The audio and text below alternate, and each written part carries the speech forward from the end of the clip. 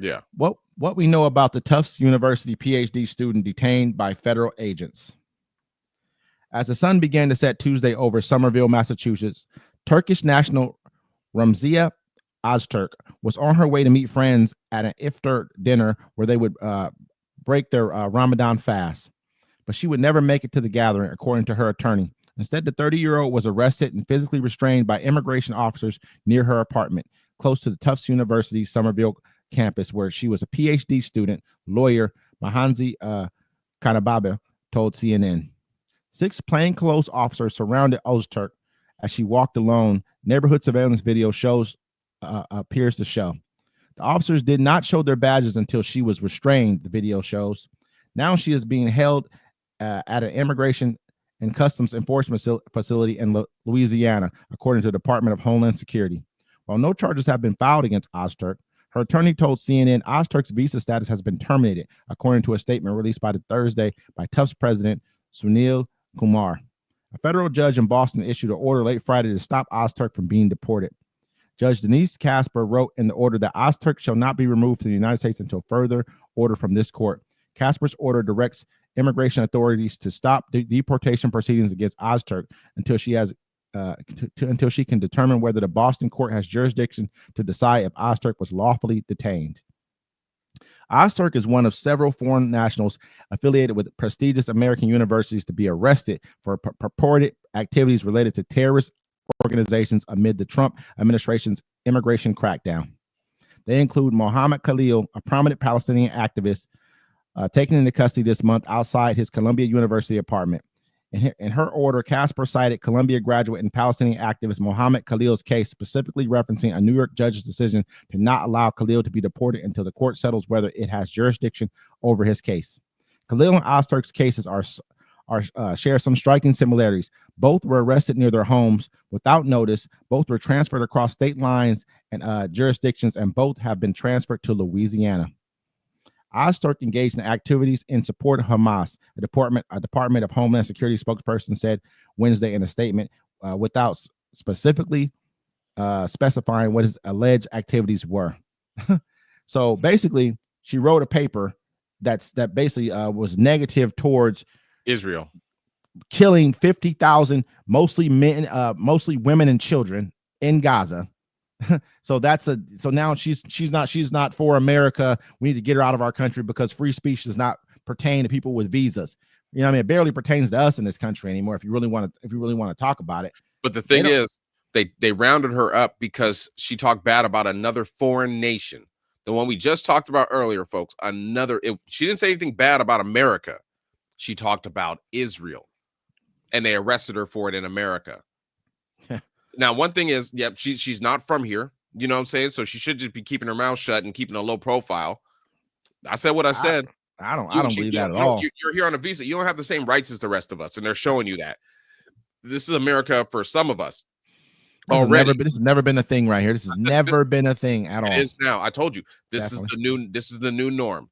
All right. All that old stuff, all that freedom of speech and freedom of rally and protest. And the Constitution's out the window. You just saw what happened when these people were leaking. They were using Signal to send military attacks, you know what I'm saying, on foreign countries. And no one took any blame for it. Nobody was fired. This is the new norm. The rules don't apply to the rich that have the money.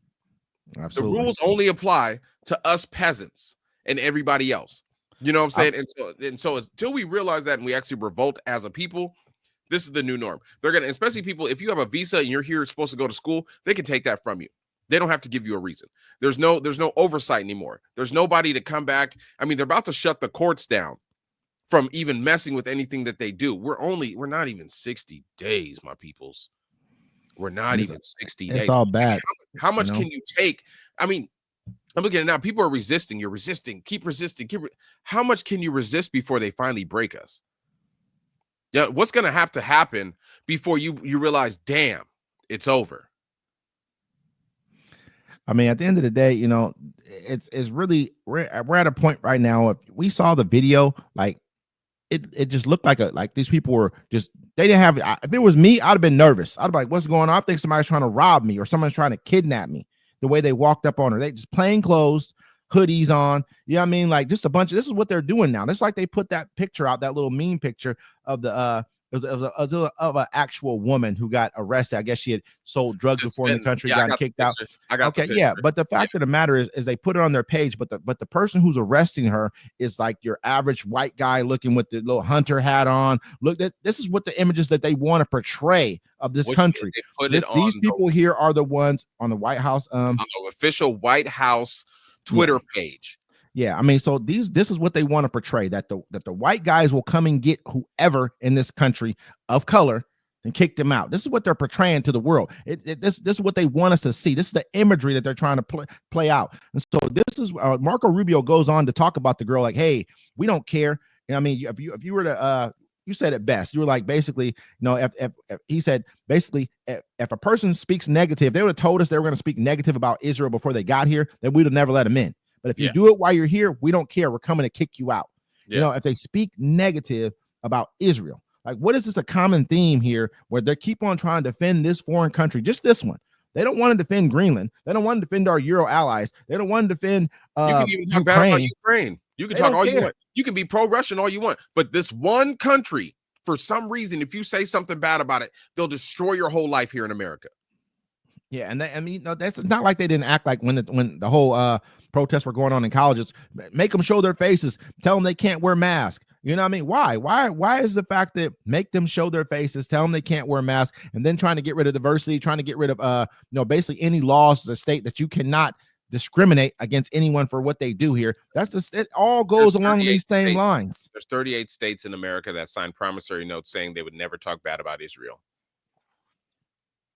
38 states. I mean, in America. We better act like we know what AIPAC is. We better act like we understand who runs our country. It's not just this is through corruption. This is through bribery. This is through blackmail. Everyone knows this stuff. This is all the Mossad. All this stuff is just real things that we know about. You know, like we know that who these people really are, but for some reason they have such a grip on our country, and none of us will even, none of our people in the office will speak bad about them. They need them half of the time to even get elected. What they do, run $30 million against was that Corey or something Bowman, whatever his name was, and Bowman over in New York, and then against Corey Bush over in St. Louis. They $15 million against her in a primary, in a Democratic primary. Spent that much. Yeah, they did a lot. Come on, I mean, it's out of line, man. We're at a point. We have to keep on talking about this, and I think the rest of the world needs to really try to sit back and understand what's happening here. Look at what these are monsters, man. They bombed and killed. There's an image I just saw today of basically an encampment in Gaza. Just a bunch of people who were in an encampment. This is supposed to be a safe area that was bombed. They just dropped the bomb on it. Boom. I'm watching kids, man. These are monsters that we're dealing with here. And if we don't do something about it soon, they already run the world mostly. They run most of the world, most of it. You know what I mean? Like we got to look at them for who they really are and quit playing games and quit being scared of being called anti-Semitic. I don't even want to hear that shit. You know what I'm saying? Call me anti-Semitic all you want to. I'm against people killing kids. And you really got to be Semitic for me to be anti-against you. I'm just saying. Exactly, because I don't think most of those guys are. In reality, most of you come from Europe. Most of you, what is it called? The ask it something. You're not really from that area. So let's quit pretending. Your name's not even Bibi Netanyahu. It's not even Netanyahu. It's something totally different. You changed it to that. It sound like you were more of a Jew. That's a fact. Let's be real. We revoked her visa. It's an F1 visa, I believe. We revoked it, and here's why. And I'll say it again. I said it everywhere. Let me be abundantly clear, okay? If you go apply for a visa right now, anywhere in the world, let me just send this message out. If you apply for a visa to enter the United States and be a student, and you tell us that the reason why you're coming to the United States is not just because you want to write op-eds, but because you want to participate in movements that are involved in doing things like vandalizing universities, harassing students, taking over buildings, creating a ruckus, we're not going to give you a visa. If you lie to us and get a visa and then enter the United States and with that visa participate in that sort of activity, we're going to take away your visa.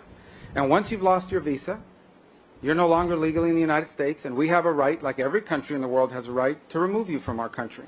So it's just that simple.